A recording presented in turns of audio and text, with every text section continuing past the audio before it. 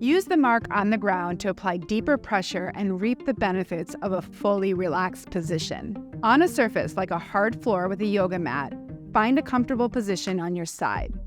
To target the iliacus, place the tip in the release zone closer to the pelvic bone. Stay above the hip crease. Begin to roll your body onto the mark, using your knee out to the side and your forearms to support your body weight. Gently lower your body to the floor.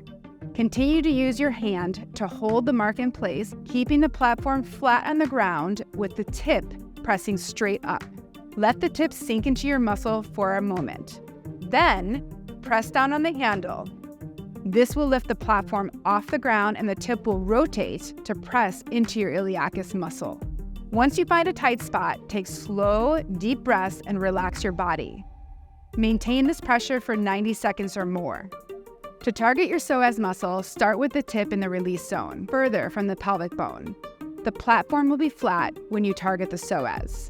When you've found a tight spot, take slow, deep breaths and relax your body. Maintain this pressure for 90 seconds or more. For more pressure, straighten your leg behind your body. For best results, release up to 1 to 3 spots in each muscle on both sides of the pelvis.